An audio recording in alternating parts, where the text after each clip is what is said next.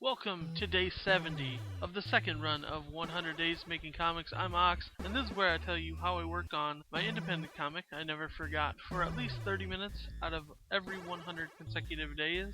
Well, I guess not so much. This time lapse is basically going to be covering the inking of issue 4, which basically took place over the last week and a half. I have worked on the comic already today, roughing in issue 5.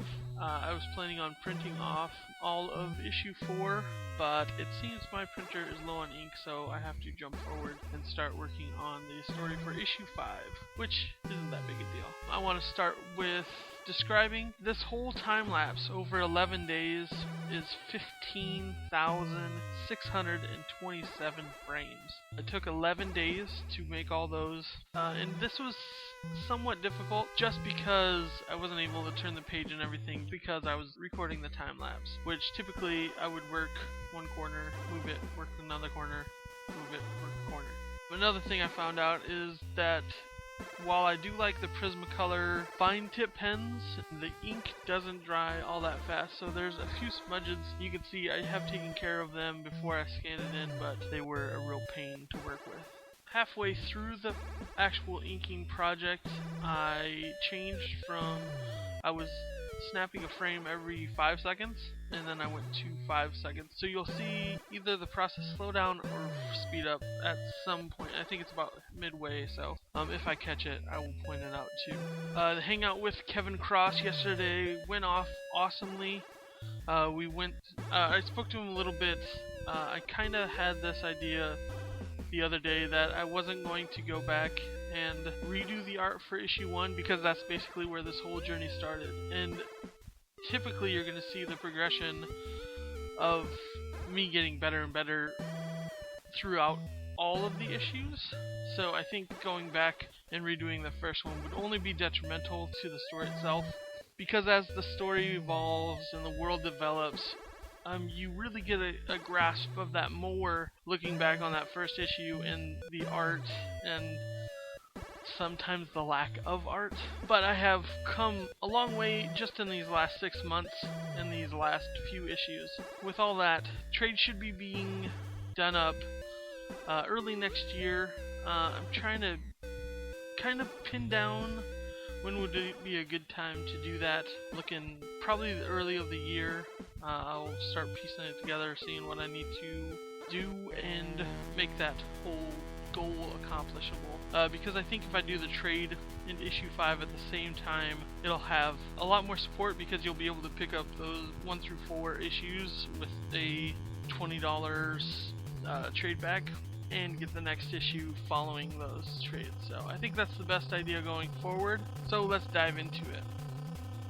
When this video first started, it was going over the first 6 pages that I did for preview pages from the 3rd issue. You can see me putting in some more shadows here. Those first 6 pages definitely didn't have that, and I had to touch up a few of the pages just to make them cohesive with these pages. I typically lay down blue pencil, so I do all the artwork.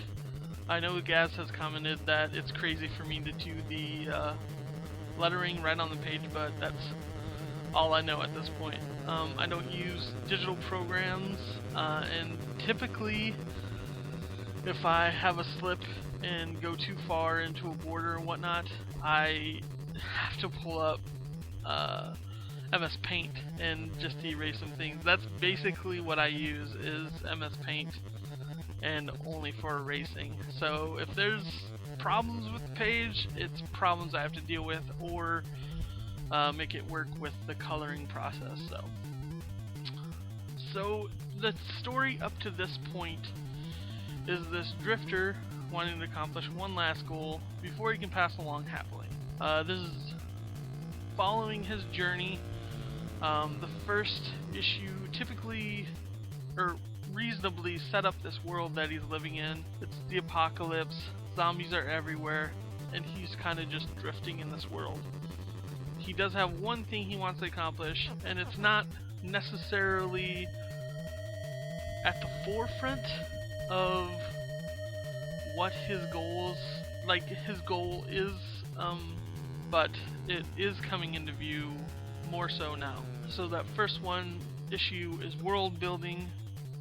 Second issue kind of joins him on this journey, sets up the world a little bit more, lets you know what he's dealing with, gives you a good idea of what the typical days look like for him, and brings him to this new group of people that he meets in issue 3. Issue 3 starts out meeting this new group of people and finding his way amongst all of them.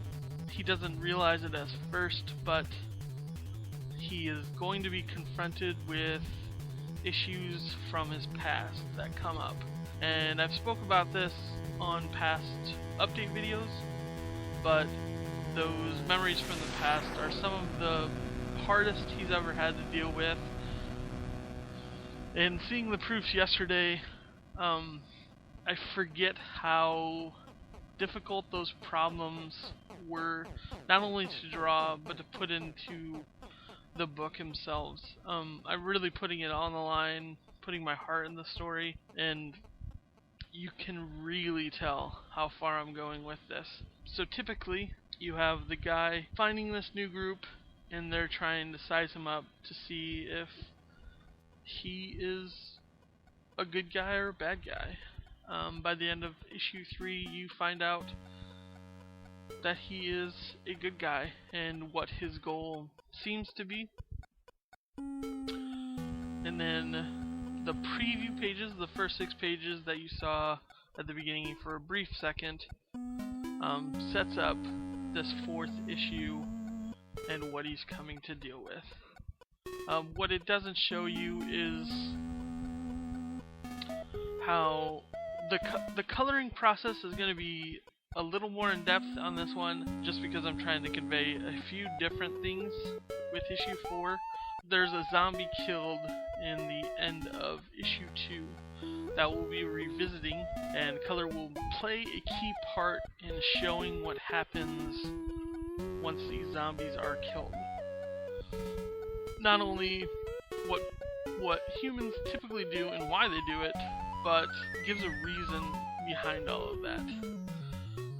So here you have me setting up, it's about the middle of the book, and he's corralled some zombies that have gotten out. There is a bigger point of how they got out. I'm not sure how that's... Well, I have a good idea of how it's going to be addressed. I'm just not sure how to fit it amongst the story just yet. It'll be in the later issues, but it will come up. So they've corralled all these zombies and buttoned up the fence for their holding pen, basically. And now he and this girl have found a river that they're going to swim in. You have this whip around paneling of this girl getting undressed, and she typically just wears a t-shirt and a long skirt. The other female wears a short skirt, and that's kind of how you tell them apart. So then she does this twirl and whips off her shirt, and now she's dropping her skirt and diving in, and the lead drifter basically doesn't know how to act and dives right in. So this next page, you see them wading around in the river and swimming, and now they're going back to the compound, or the bunker, as you'll find out. But so it's following the story, and I know I've spoken about this adventure following the norms of love and loss that we all typically deal with, and with the last issue we really see that idea of loss coming to the forefront, and I really wanted to make this one the mirror sided of that, and make the love that we all experience, and he's falling for this girl. You can see him, she's walking away, and he's peeking around the corner, and then he is going around to the other people in the encampment and asking questions about her, kind of going about the wrong way of finding out some more stuff about it, and that's going to come to a head right now with the next page. So you see that big uh-oh. He realized he might have made a mistake. I love that transition to these two panels, and you see she's obviously just completely upset. I was thinking about doing these words coming up in a word bubble, but I think it works so much better being yelled at him. You see him as that face just says, yeah, I messed up, basically. So with all of that, I really love this page, or this story break, kind of. You have transitioning from the story of him and her, and he's back on his own and meeting up with the other female of the campment. So this is all explained a lot better. I'm trying to debate on how much I want to give away and how much I don't want to give away. Issue 4 is typically going to be just as strong as issue 3. I think it's getting only stronger just because the art's gotten better. There you can see really a lot better the blue designing I do for the roughs. And I was talking about this a little bit, but I do the word bubbles, but I don't typically put the word bubbles in until I have all the art laid out on the page. Once I do have that, I figure what I can cover up, how much space it's going to take to cover that up, and what I don't want to cover up. It's been a trying process. I am loving these word bubbles because it makes you pause between what he is trying to convey. And he's going onward with his journey, whether or not without anybody's permission. He has some loose ends to tighten up before he can leave, but he's not asking for permission. He's going to continue on his journey whether or not anybody else wants him to. So these last 2 pages, this last spread, I really am falling in love with more and more. You have this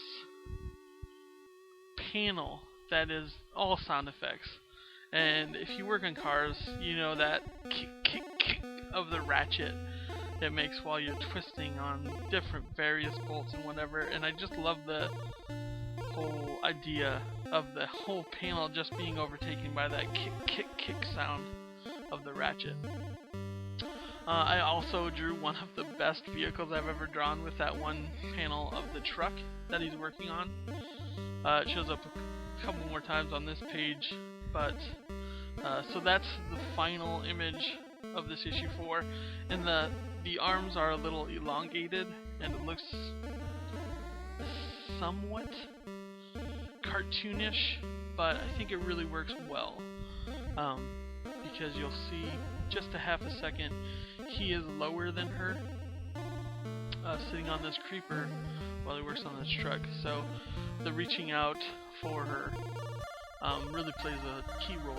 So now we're going to go through the pages as I inked, and I'm sorry if these are portrait mode because these were taken straight from the Snapchat. You can see all the pages a lot better. This is skipping forward one page because the first page is done in the coloring process. That is a key part of, you'll see once the coloring gets done why that is such a big issue. Well, I guess it kind of explains it now.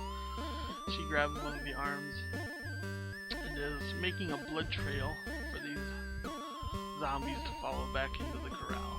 And you can see how the fence was kind of bowed in, and like it looked like it had been tampered with, and that'll come up later in the story. As I was telling you earlier, you have these pages where nothing's being said, and it's much more about the choices of what I'm trying to convey with what's going on around him.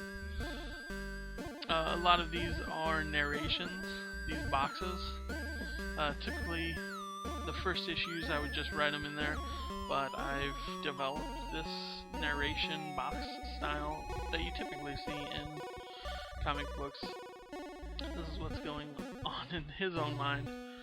So then they come back to the camp, and this is where he goes and talks to the people of the camp, and then runs into her once again. that panel just slays me.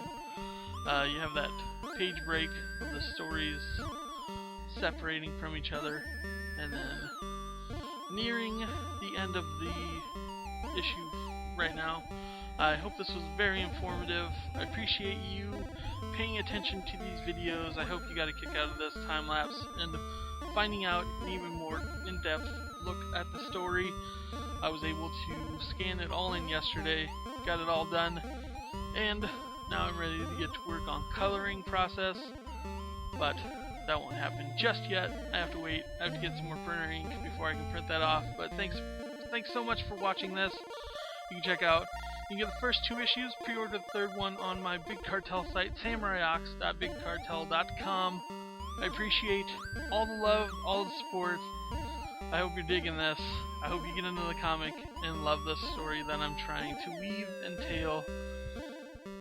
Until tomorrow, day 71 of 100 Days Making Comics, the second run. I'm Ox. I appreciate it all, and I hope you're having a great day too. Peace.